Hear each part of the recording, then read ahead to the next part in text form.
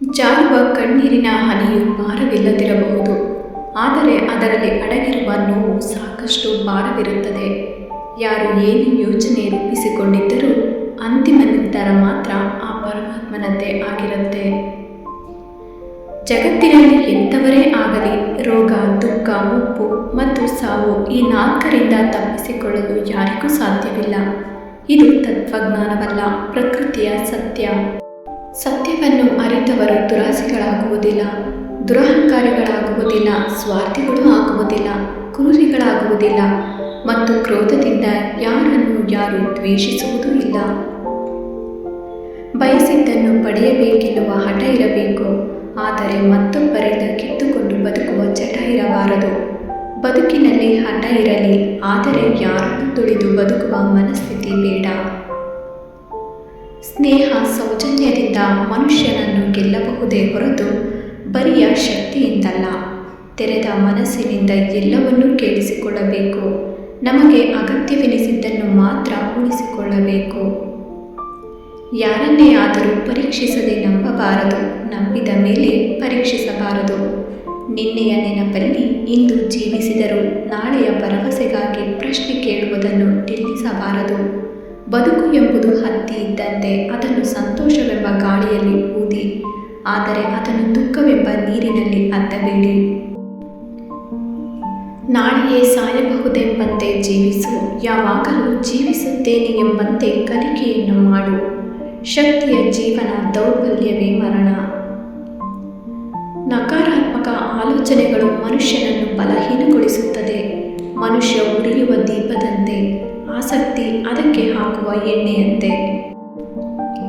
ಪ್ರತಿಯೊಬ್ಬ ಮಾನವನನ್ನು ಶುದ್ಧವಾಗಿರುವ ದೈವಿ ಶಕ್ತಿಯನ್ನು ಪ್ರಕಟಗೊಳಿಸಿ ಪ್ರಕಾಶಿಸುವಂತೆ ಮಾಡುವುದೇ ನಿಜವಾದ ಧರ್ಮ. ಸಮುದ್ರದ ದೃಶ್ಯ ಆನಂದಮಯ, ಆದರೆ ದಡದ ಮೇಲಿಂದ ನೋಡುವವರಿಗೆ ಹೊರತು ಮುಳುಗುವವರಿಗಲ್ಲ.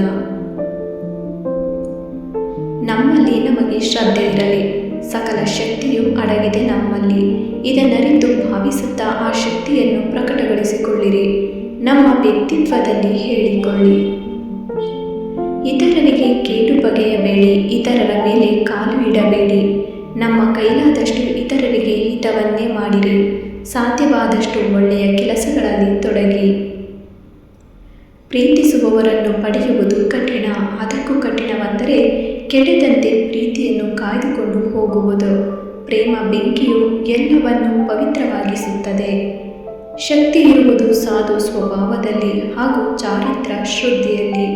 ಪ್ರೀತಿ ಇದ್ದಲ್ಲಿ ನಂಬಿಕೆ ಇರಲೇಬೇಕೆಂದಿಲ್ಲ, ಆದರೆ ನಂಬಿಕೆ ಇದ್ದಲ್ಲಿ ಪ್ರೀತಿ ಇದ್ದೇ ಇರುವುದು. ಗಾಳಿಯಂತೆ ನೀನು ಜೀವನದ ಎಲ್ಲ ಭಾಗಗಳಲ್ಲೂ ಪ್ರವೇಶ ಪಡೆ, ಆದರೆ ಅಂಟಿಕೊಳ್ಳಬೇಡ. ತಿರಸ್ಕಾರಕ್ಕೆ ತಿರಸ್ಕಾರವೆನ್ನುವಂತಲ್ಲ, ಪ್ರೀತಿಯೇ ದಿವ್ಯೌಷಧ.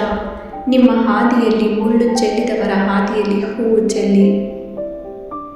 ಎಲ್ಲಿಯ ತನಕ ನಿಮ್ಮ ಯೋಚನೆಗಳು ಒಳ್ಳೆಯದಿರುತ್ತದೆಯೋ ಅಲ್ಲಿಯ ತನಕ ಶ್ರೇಷ್ಠತೆಯ ಫಲ ನಿಮ್ಮದಾಗುತ್ತದೆ. ಜೀವನದ ಮಾಧುರ್ಯ, ಸೌಂದರ್ಯ ಬಯಸುವೆಡೆ, ಜೀವನದ ಕಹಿ ವಿಕೃತಿಗೆ ಅಂಜಬೇಕೆ? ಕಷ್ಟಗಳು ಚಾಕುವಿನಂತೆ, ಹಿಡಿದರೆ ಉಪಯೋಗಕ್ಕೆ ಬರುತ್ತದೆ, ಕೊನೆ ಹಿಡಿದರೆ ಕತ್ತರಿಸಿ ಹೋಗುತ್ತದೆ. ನೀನು ಏನಾದರೂ ಆಗು, ಮೊದಲು ಮಾನವನಾಗು. ಜನನ ಮರಣಗಳ ನಡುವಿನ ದಾರಿಯೇ ಈ ಜೀವನ. ನಮ್ಮಲ್ಲಿ ನಮಗೆ ಶ್ರದ್ಧೆ ಇರಲಿ. ಮಹತ್ತರ ಶ್ರದ್ಧೆಯೇ ಮಹಾಕಾರ್ಯಗಳ ಉಗಮಸ್ಥಾನ. ಯಶಸ್ಸು ಉರಿಯುವ ದೀಪವಾದರೆ ಅಭ್ಯಾಸ ಅದನ್ನು ಉರಿಸುವ ಎಣ್ಣೆ. ಇರುವೆಗಳು ಸಂಗ್ರಹಿಸಿದ ಕಾಳು, ಜೇನುನೊಣಗಳು ಕೂಡಿಟ್ಟ ಜೇನುತುಪ್ಪ, ಹಾಗೆಯೇ ಜಿಪುಣತನದಿಂದ ಸಂಪತ್ತು, ಇವೆಲ್ಲ ಸಂಪೂರ್ಣ ನಾಶವಾಗುವವು. ಖಾಲಿ ಜೇಬು, ಹಸಿದ ಹೊಟ್ಟೆ, ಒಡೆದ ಹೃದಯ, ಈ ಮೂರು ಜೀವನದಲ್ಲಿ ಅತ್ಯುತ್ತಮ ಪಾಠವನ್ನು ಕಲಿಸುತ್ತದೆ. ಜ್ಞಾನವೆಂಬ ಖಜಾನೆಗೆ ಅಭ್ಯಾಸವೇ ಕೀಲಿಕೈ. ಬದುಕಿನಲ್ಲಿ ಸಂಭವಿಸುವುದು ಕೇವಲ 10ರಷ್ಟು ಮಾತ್ರ, ಉಳಿದ 90ರಷ್ಟು ನಾವು ಅದಕ್ಕೆ ನೀಡುವ ಪ್ರತಿಸ್ಪಂದನೆ. ಕೋಪದಿಂದಾಗುವ 3 ಅನಾಹುತಗಳೆಂದರೆ ಕೆಟ್ಟ ಮಾತು, ಧನಹಾನಿ, ದುಷ್ಟ ಸಾಹಸ. ಮನಸ್ಸು ಯಾವಾಗಲೂ ಚುರುಕಾಗಿದ್ದರೆ ಅದು ಸಂತೋಷಕ್ಕೆ ಕಾರಣವಾಗಲಿದೆ ಎಂದರ್ಥ. ನಿಮ್ಮ ಅನುಮಾನಗಳು ಮನಸ್ಸಿನ ಒಳಮನೆಯನ್ನು ಹೊಕ್ಕರೆ ಅರೆಕ್ಷಣ ಪ್ರಾರ್ಥನೆಗೆ ಮೊರೆ ಹೋಗಿ. ಸಾಯಲು ಹತ್ತಾರು ದಾರಿಗಳಿವೆ, ಬದುಕಲು ಇರುವುದು ಒಂದೇ ದಾರಿ, ಅದೇ ಆತ್ಮವಿಶ್ವಾಸ. ನಿಷ್ಠೆಯಿಂದ ದುಡಿಯುವವರನ್ನು ಕಂಡರೆ ಬಡತನ ಓಡಿ ಹೋಗುತ್ತದೆ. ನೀವು ಏನನ್ನು ಸಾಧಿಸಬೇಕೆಂದು ಬಯಸುತ್ತೀರೋ ಅದಕ್ಕಿಂತ ಹೆಚ್ಚಿನ ಕೆಲಸವನ್ನು ಮಾಡಿ, ಅದರ ಪ್ರತಿಫಲವನ್ನು ಬೇಗನೆ ಪಡೆಯುತ್ತೀರಿ. ನಮಸ್ಕಾರ ಸ್ನೇಹಿತರೆ, ಮತ್ತಷ್ಟು ಇಂತಹ ಮೋಟಿವೇಶನ್ ವಿಡಿಯೋಗಳಿಗಾಗಿ ನಮ್ಮ ಚಾನಲನ್ನು ತಪ್ಪದೇ ಸಬ್ಸ್ಕ್ರೈಬ್ ಮಾಡಿಕೊಳ್ಳಿ. ನಿಮ್ಮೆಲ್ಲರಿಗೂ ಶುಭವಾಗಲಿ. ಧನ್ಯವಾದಗಳು.